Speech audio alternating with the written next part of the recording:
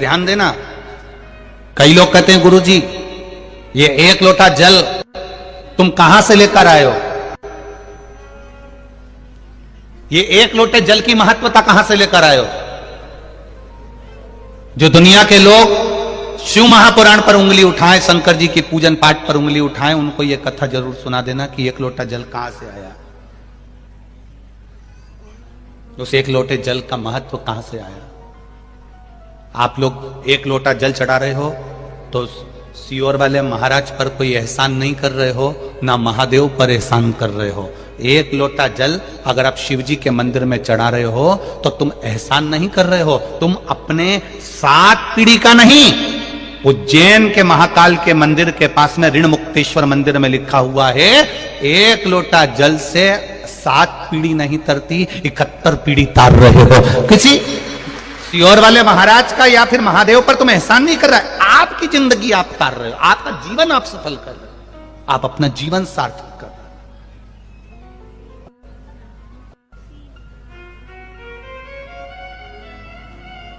इस कहां से आया एक लोटा जल। दधीचि ऋषि की धर्मपत्नी का श्राप सबको लग गया, देवताओं को, सारे देवताओं को श्राप लग गया। देवताओं के घर में संतान नहीं हो रही क्योंकि इनको श्राप था कि तुम्हारे यहां संतान नहीं होगी। संतान नहीं, क्या करा जाए। पार्वती जी ने भी मन में विचार करा कि ये तो श्राप लगा है देवताओं को, अब करना क्या चाहिए। पार्वती जी ने एक व्रत रखा जिसका नाम था पुण्यक व्रत। कौन सा व्रत है, जम के बोलो, पुण्यक। कौन सा व्रत है, पुण्यक व्रत। पार्वती जी ने एक व्रत रखा जिसका नाम था पुण्यक व्रत। मां पार्वती, वो व्रत 1 वर्ष तक होता है। उस व्रत में 1 वर्ष तक भगवान का पूजन करना, 1 वर्ष तक किसी ना किसी वृक्ष के नीचे बैठकर भगवान की पूजन करना, 1 वर्ष तक वृक्ष के नीचे बैठकर उसी पत्ती का सेवन करना जिस वृक्ष के नीचे बैठे। ये पुण्यक व्रत माता पार्वती जी ने करा 1 वर्ष। किस लिए करा था, श्रेष्ठ संतान की प्राप्ति के लिए, श्रेष्ठ पुत्र की प्राप्ति के लिए। दिल से अगर कुछ करोगे, दिल से आप भगवान से प्रार्थना करोगे तो वो दिल से देता भी है। एक पत्र आया, देखो,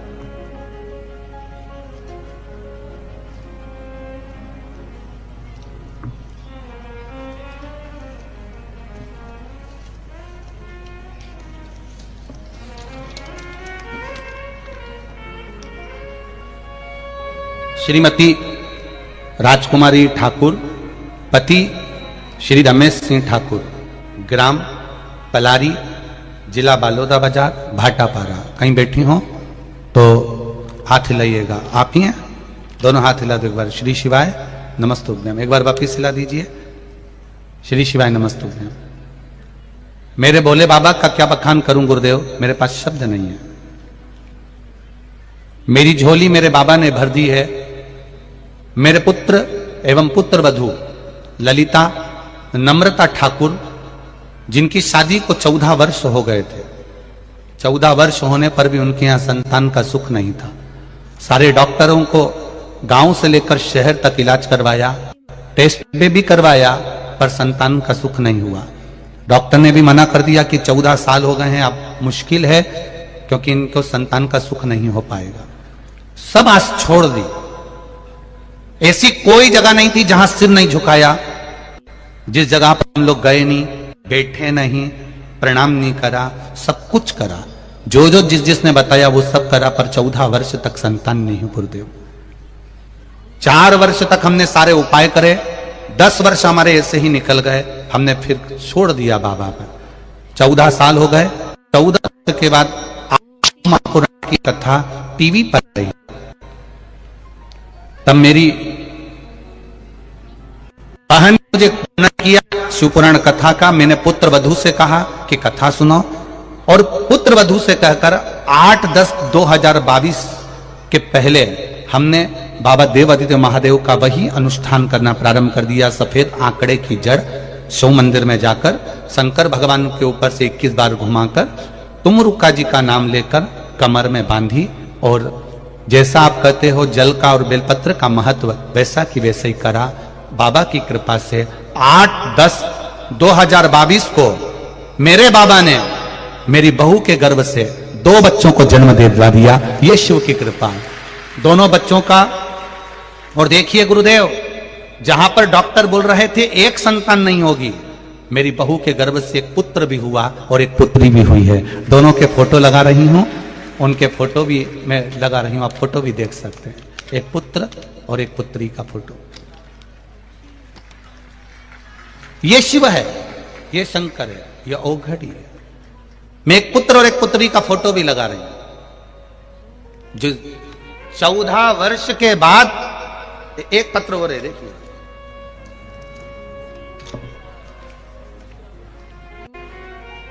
अनीता गोहे, अर्जुन नगर बैतूल की निवासी हूं। कहीं बैठी हो तो हाथ हिलाइएगा, कहीं पर बैठी हो तो हाथ हिलाइएगा। अनीता जी गोहे, अर्जुन नगर बैतूल के निवासी हूं गुरुजी। आपकी कथा टीवी पर 2020 से सुनना प्रारंभ करा। आपकी बाबा की कथा का क्या बखान करूं गुरुदेव। मेरी बिटिया की शादी को कई वर्ष हो गए, संतान प्राप्ति नहीं हुई। तब डॉक्टर को दिखाया, बच्चे नहीं हुए गुरुदेव। तब मेरी बिटिया को मैंने पशुपति व्रत का वर्णन किया, सफेद आंकड़े की जड़ का वर्णन किया। मेरी बेटी ने शिव मंदिर में एक लोटा जल चढ़ाना प्रारंभ करा। 16 मार्च 2021 को मेरी बेटी के घर में एक बेटे का जन्म हो गया, जिसका फोटो मैं लगा रही हूं। यह शिव तत्व है, यह शंकर है, यह औघड़ी है। तेरी कृपा बिना न हिले लेते हैं श्वास, तेरी कृपा से तनु तनु। बखान क्या करूं मैं राखों के ढेर का, चपटी बबूत में खजाना कुबेर का। समय प्रभु वचन दिया तो निभाना पड़ेगा। आए ना आए प्रभु कुटुंब कबीरा, अंत समय प्रभु आना पड़ेगा। 25 लाख की गाड़ी दरवाजे पर रखी रह जाएगी, करोड़ों का बंगला रखा रह जाएगा, एक से बढ़कर एक सूट बूट हैट सब धरा रह जाएगा, किसी काम का नहीं आएगा। तब उस जगह पर केवल एक ही चीज काम आएगी, जो तुमने एक लोटा जल शिव जी को चढ़ाया, वो जल का लोटा ही आखिरी में लोटा में ही भराओगे और लोटा में ही जाओगे। 25 लाख की गाड़ी वाला भी 25 रुपए के लोटे में भरा कर चला जाता है। 25 लाख की गाड़ी। इसलिए मेरी छत्तीसगढ़ की बहनों, जीजियों और मेरे छत्तीसगढ़ के जीजाओं, एक बात का स्मरण रखिएगा अपने पास में। समय की अवस्था को पहचानना, जल के महत्व को पहचानना। व्रत करो मना नहीं, तप करो मना नहीं, साधना करो मना नहीं, भजन करो मना नहीं, कीर्तन करो मना नहीं। वो भजन, वो साधना, वो व्रत, वो उपास तुम्हारा भगवत भजन को प्राप्त करने का। लोग पूछेंगे एक लोटा जल कहां से लेकर आए हो महाराज। पूरी दुनिया में सबको लगता है कि ये एक लोटा जल चढ़ाने का महत्व समझाते हैं, बेलपत्री चढ़ाने का बताते हैं, बेलपत्री खाने का बताते हैं, शिवजी पर चावल चढ़ाने का बोलते हैं, धतूरा चढ़ाने का बोलते हैं, दुर्वा चढ़ाने का बोलते हैं, शिवजी को समी का पत्ता चढ़ाने को बोलते हैं। कभी विचार करिएगा, कभी स्मरण करिएगा।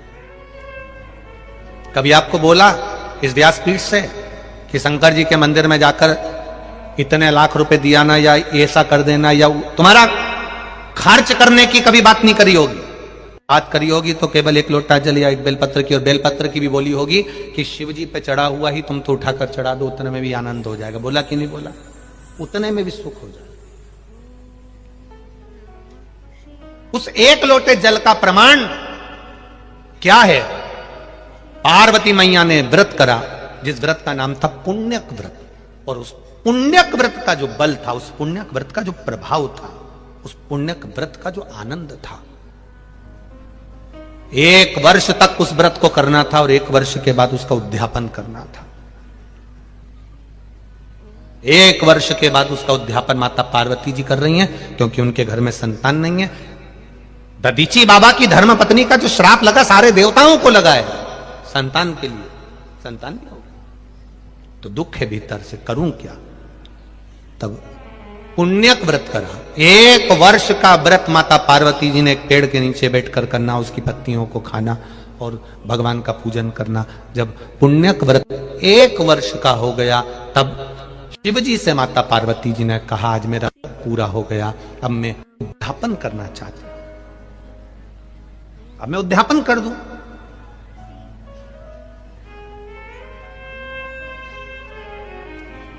उद्यापन का मतलब जानते हो ना आप लोग? व्रत पूरा होता है, पशुपति व्रत पूरा हुआ, 108 दाने आपने चावल के चढ़ाए या बेलपत्री के चढ़ाए या आपने फूल की पंखड़ी चढ़ाई, कुछ भी चढ़ाया, चढ़ाते हो ना 108 दाने, या एक श्रीफल भेंट के साथ शिव जी को दिया। जब तुम्हारा 5 पशुपति व्रत पूरे हो गए, तब तुमने 5वें व्रत के दिन ही यह सब कुछ कर दिया कि आज मेरा 5वां व्रत पूर्ण हो गया, आज मेरा उद्यापन हो गया, आज उद्यापन हो गया।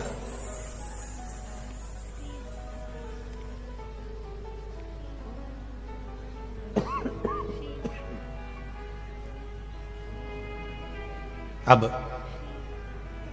उद्यापन का मतलब क्या होता है कि जैसे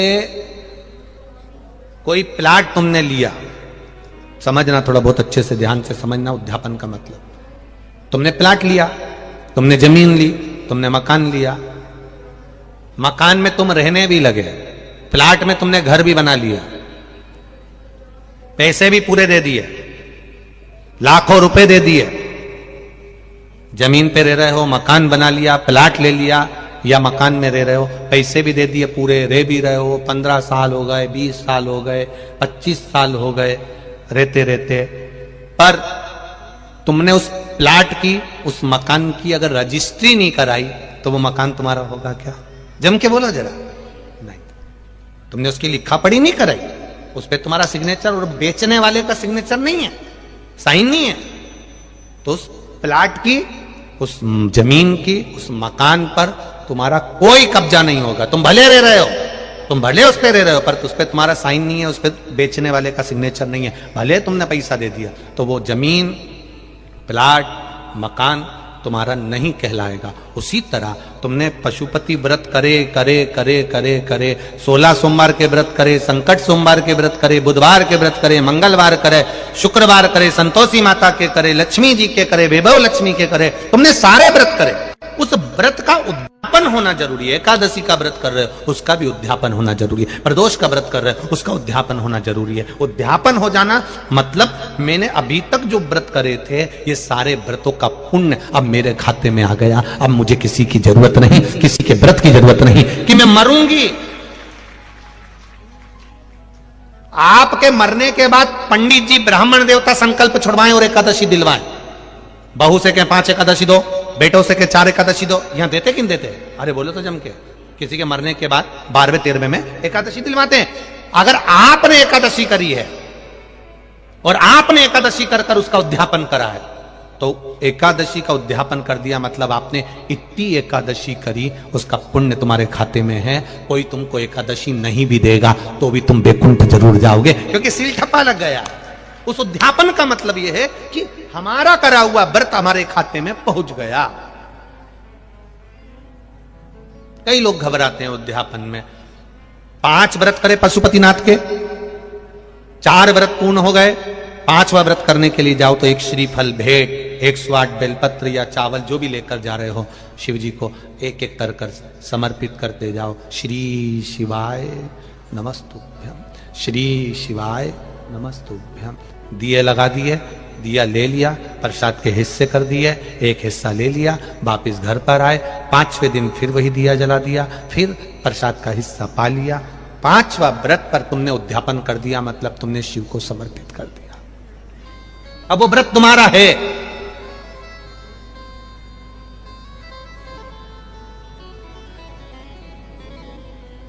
अब वो व्रत तुम्हारा कहलाएगा। जो बाबा को तुमने दिया, बाबा तेरे दरवाजे से कोई खाली नहीं गया। शिव महापुराण की कथा करते करते सालों निकल गए। एक विश्वास शिव महापुराण के प्रति देखा है कि जितनों ने भी दिल से कथा सुनी है, दिल से कथा सुनने में अंतर है, ऐसे कथा सुनने में अंतर है। किसी ने टल्ला मार दिया, तुम बात करने लगे, किसी ने निकल कर गया, तुमने बोलना चालू कर दिया, कोई कुछ कह रहा है, ध्यान उधर लगा लिया, कोई ने कुछ बोल दिया, ध्यान उधर चले गया। 7 दिन पंडाल में एक जगह पर बैठकर 7 दिन ये जे लोग आते हैं कथा सुनने के लिए। आप लोग आते हो, शहर के लोग तो रोज आते हो, रोज जाते हो, पर कभी मेरे भोलेनाथ जी से इतना कह देना कि इन पत्र में एक पत्र मेरा भी रखवा देना। भोलेनाथ जी से कहना एक कथा किसी पंडाल में मैं भी 7 दिन दरी कम्बल साथ लेकर जाऊं, एक जगह पर बिछाकर उसी जगह पर बैठकर कथा का रस मैं भी लूं, मेरा बाबा मेरा भी कल्याण करे, ऐसी कृपा हो जाए।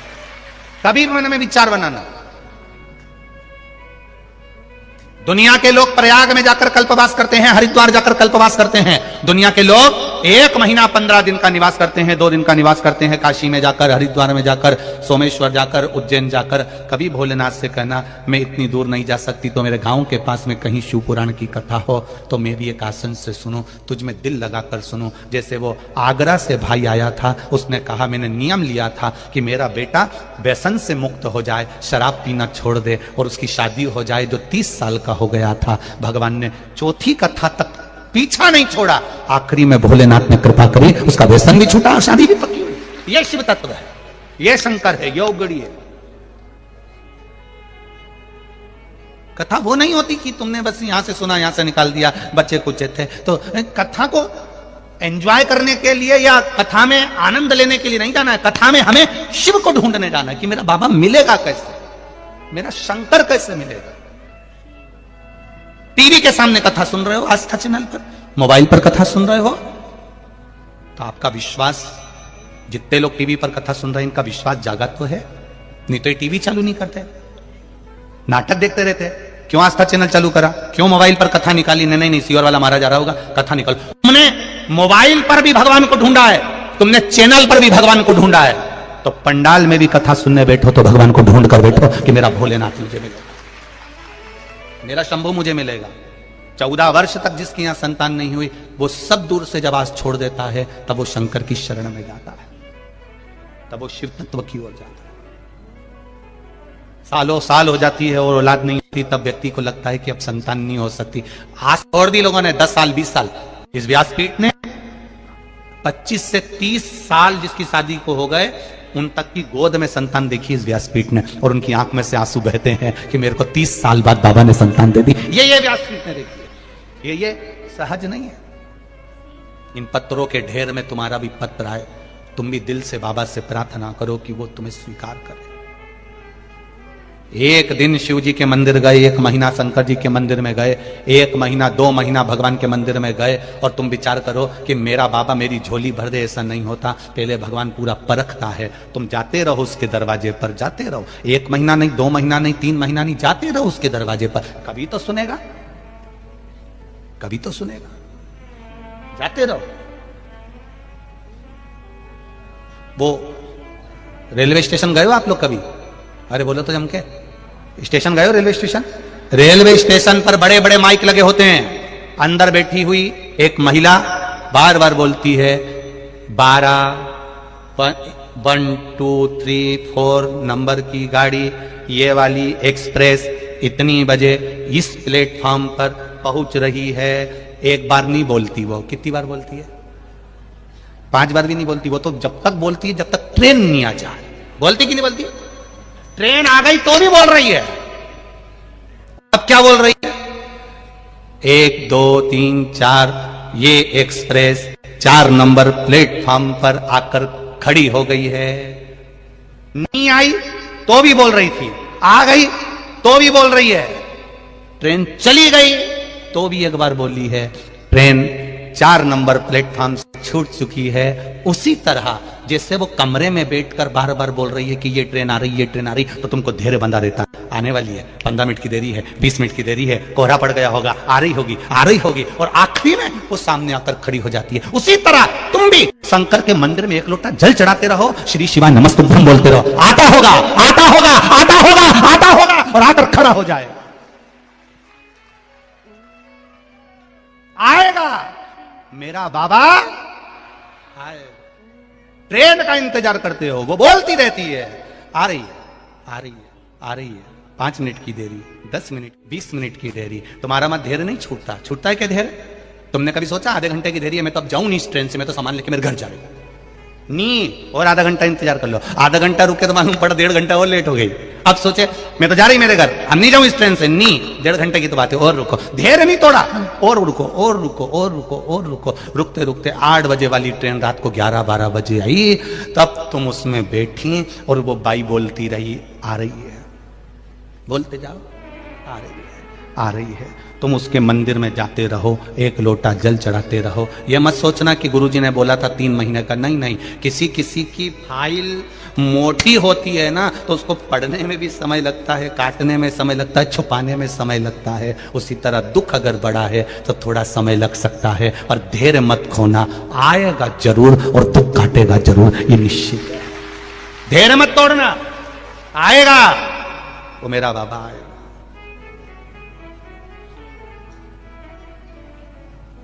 आएगा तो। मैंने भोले को बुलाया है, वो आता होगा, वो आएगा जरूर। मैंने अगर दिल से पुकारा है, दिल से कहा है, दिल से पुकारा है,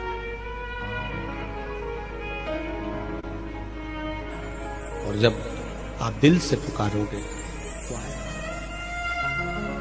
सियोर वाला महाराज भले के देता है कि 1 महीना जल चढ़ा कर देखो, 2 महीना चढ़ाओ, 3 महीने में बाबा आपकी झोली भरेगा। पर विश्वास रखकर अगर तुमने 3 महीना भी जाने दो, 2 दिन भी अगर विश्वास रखकर जल चढ़ा लिया, तो वो 3 महीने का इंतजार नहीं करेगा, तेरे पास खड़ा मिल जाएगा।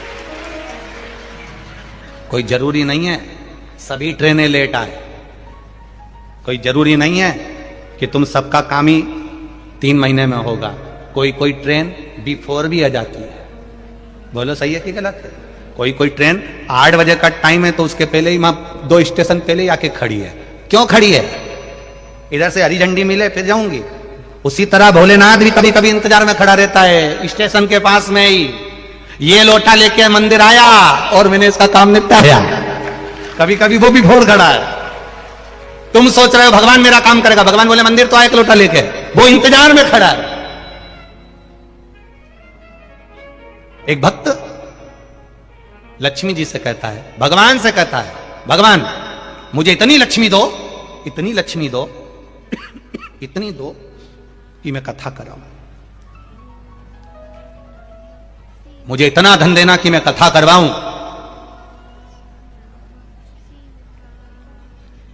भगवान ने लक्ष्मी जी से कहा, वो बेचारा बोल रहा है कि भगवान मुझे इतना धन देना कि मैं कथा कराऊं, तो तू उसको धन क्यों नहीं दे देती? लक्ष्मी जी बोली, मैं खुद इंतजार में बैठी हूं, मैं धन जब दूंगी जब ये कथा कराएगा। अब ये इंतजार कर रहा है कि धन आए तो कथा कराऊं, और लक्ष्मी जी कह रही है कथा कराए तो मैं आऊं। अब दोनों उलझट्टे में पड़े हुए, अब करे तो करे क्या। तब खबर पहुंची भगवान विष्णु के पास में कि अब क्या कर सकते हो। लक्ष्मी कह रही है ये कथा कराए तो मैं जाऊंगी, और वो बोल रहा है कि तू मुझे दे तो मैं कथा कराऊं। तब क्या कर सकते? भगवान विष्णु के मन में बात आई तो भगवान विष्णु शंकर जी के पास में गए और भोलेनाथ बाबा के पास में जाकर, शिव जी के पास में जाकर बोले, अब हम बीच में फंसे हैं, ये इतने लोग आते हैं, सब कहते हैं भगवान मुझे धन देना तो मैं कथा कराऊं। बोलो सही है कि गलत है? सबके मन में आता है कि नहीं भगवान धन देना तो मैं कथा कराऊं। और लक्ष्मी जी क्या कह रही है, पहले कथा करा तो मैं धन दूं। तब भगवान शिव जी ने बीच का रास्ता निकाल दिया। शंकर भगवान ने भगवान नारायण से कहा, बीच का रास्ता एक ही है, जहां कथा सुनने बैठो वहां एक संकल्प कर लो कि कथा कराने का मन में प्लान विचार तूने दिया है, व्यवस्था भी तू ही करेगा, अब तू जान, तेरा काम जाने, पर कथा मेरे जीते जी एक बार तुझे कराना है। बस संकल्प तुमने ले लिया, अब भगवान विष्णु लक्ष्मी जी को फिर धीरे धीरे कुछ तो कर दे, थोड़ा बहुत तो दे दे। तब कहीं से व्यापार में कहीं 2 रुपया का फायदा हो गया, तब मन में आया अब करा लेता हूं, थोड़ा सा आया है, थोड़ा कहीं से आएगा, हो जाएगा। तब लक्ष्मी फिर टूटमान हो गई। संकल्प तुम्हारा है, पूरा वो करेगा।